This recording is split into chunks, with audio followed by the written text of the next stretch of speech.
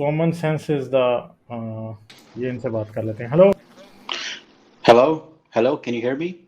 हाँ जी loud and clear. हाँ जी, क्या हाल है जी आपके?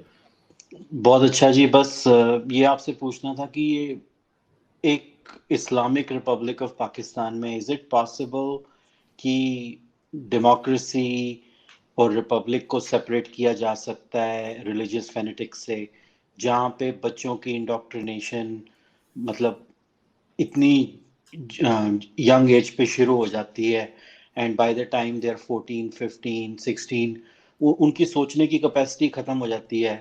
फिर फाइनलिटी ऑफ जो इनकी रिलीजियस बुक है और बीइंग अल्टीमेट प्रॉफिट, वो उसको कंप्लीटली उनकी थॉट प्रोसेस को सील कर देती है। वो और कोई ओपिनियन लेने की कैपेसिटी नहीं रखते। वो जैसे आपने कहा, बोंगियां मार मार के और मेंटल जिम्नास्टिक्स कर करके अपने रिलीजियस व्यूज को नॉट हम्म। ओनली अपनी कंट्री में जहां पर वो जाते हैं इमिग्रेट करके काम करने, उन पर भी थोपने की कोशिश करते हैं, चाहे फ्रांस हो, चाहे यूरोप हो, अमेरिका, कनाडा, ऑस्ट्रेलिया, न्यूजीलैंड।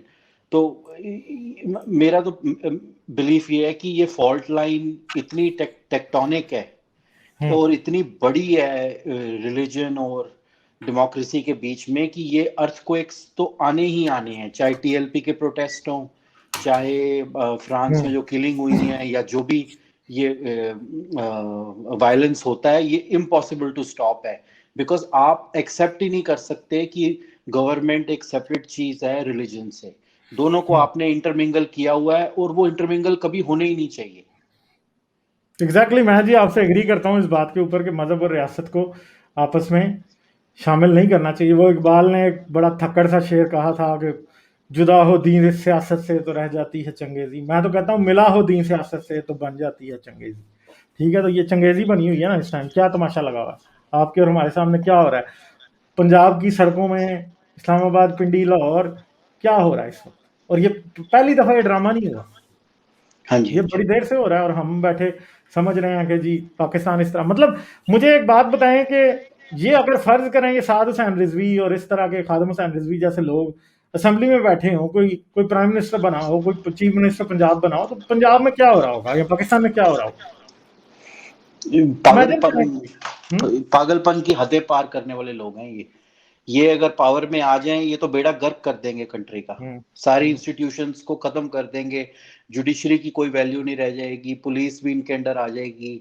मतलब और आप माइनॉरिटीज को तो समझें, वो तो वाइप आउट हो जाएंगी हाँ, मैं कंप्लीटली। तो कह रहा हूँ कि फर्ज करें इन लोगों को कोई पावर मिल जाए तो अहमदी जेनोसाइड पाकिस्तान में शुरू हो जाएगा। एटलीस्ट क्रिश्चियन और हिंदू भी हो सकता है साथ ही, मगर अहमदी हाँ जी, जेनोसाइड तो पक्का शुरू हो जाएगा।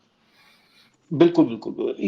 मेरे को तो ये समझ नहीं आता, इन्होंने जो वो करतारपुर कॉरिडोर खोला, वो इन्होंने कैसे कर दिया? मतलब ये, क्योंकि आप रिजवी की अगर स्पीच देखें सिक्स के अगेंस्ट जो उसने दी थी जस्ट करतारपुर कॉरिडोर खुलने के आसपास, तो ये इनहेरेंटली तो ये अगेंस्ट हैं, against all minorities, B it six, वो बस ये क्रिश्चियंस। समझते हैं, वो सिखों को ये समझते हैं कि ये पाकिस्तान, ये इंडिया के खिलाफ है, इसलिए वो, हालांकि ऐसा ऐसा इंप्रेशन नहीं है, बट ये हाँ, समझते हैं ना अपनी जगह पे।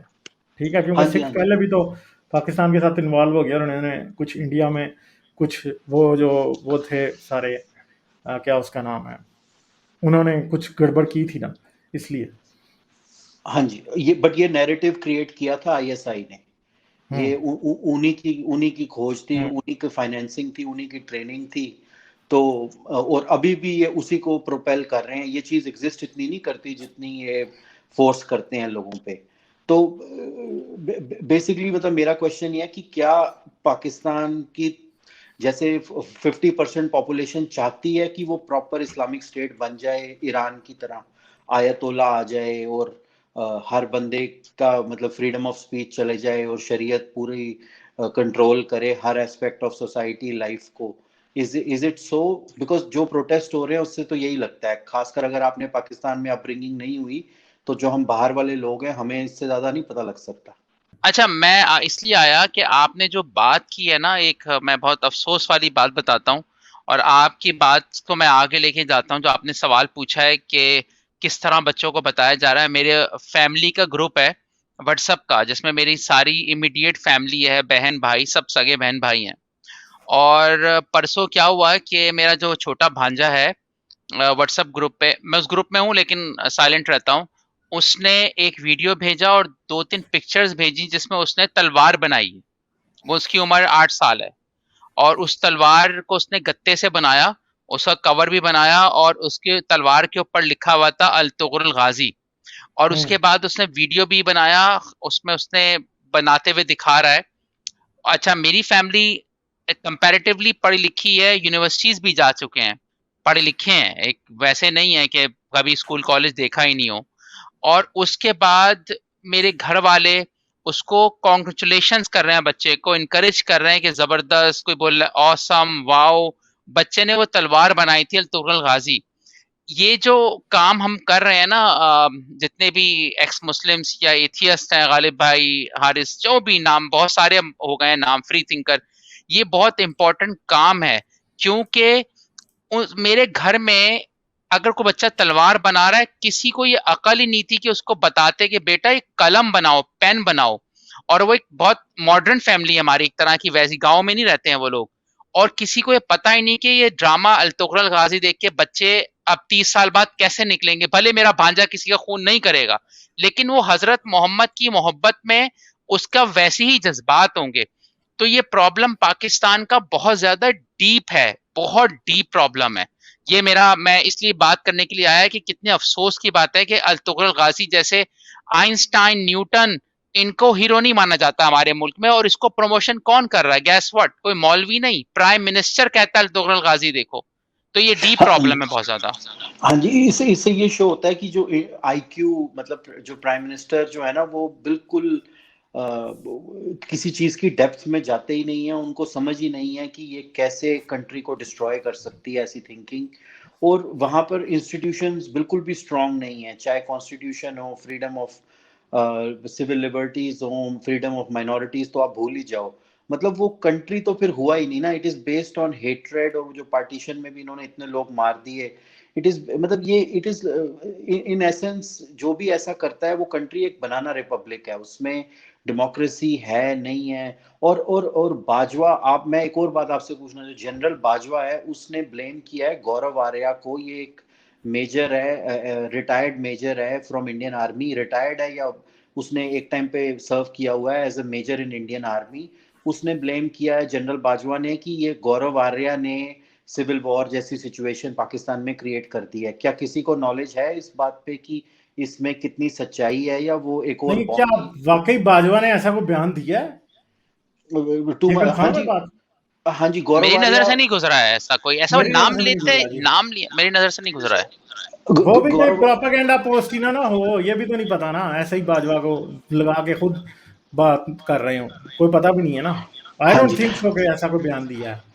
अच्छा, लेकिन जो गौरव आर्य है वो डिफेंड कंप्लीटली कर रहे हैं यूट्यूब पे, वो आप लोग वीडियोस उनकी चेक कर सकते हैं।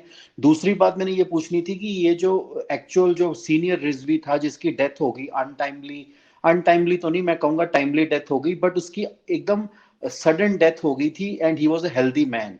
तो ये तो नहीं है कि उसका जो, उसकी जो नेक्स्ट जनरेशन है, ये जो नेक्स्ट लीडरशिप है, वो बदला ले रही है मिलिट्री से और गवर्नमेंट से इस बात का? नहीं क्योंकि नहीं नहीं आप नहीं, वो कोविड से मरा जी, ये बात कंफर्म है जी, वो कोविड से मरा। कंफर्म्ड है? पहले अच्छा शुरू में अच्छा नहीं थी, अब कंफर्म है, वो कोविड से मरा। अच्छा अच्छा अच्छा।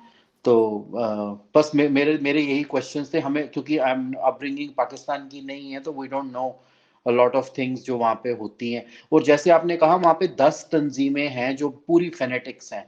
अगर 10 तंजीमें फेनेटिक्स हैं, तो टीएलपी का कंट्रोल इतना ज्यादा कैसे है उस कंट्री पे? टीएलपी में ऐसी क्या खास बात है? मुझे अभी तक ये नहीं क्लियर हुआ। देखें जी, टीएलपी ने जो सबसे घटिया नारा इन द बुक है ना, वो उसे पॉपुलराइज कर दिया है। वो है गुस्ताख रसूल की सजा सरतन से जुदा, ठीक है। और बाकी कुछ, ये बात है जरूर है कि कुछ ट्विटर हैंडल्स जो है ना वो इंडिया के ऊपर थोप रहे हैं टीएलपी को, but I don't think so कि टीएलपी की कोई इंडिया के साथ इन्वॉल्वमेंट है। चलें जी, ठीक है, हम आगे मूव करते हैं।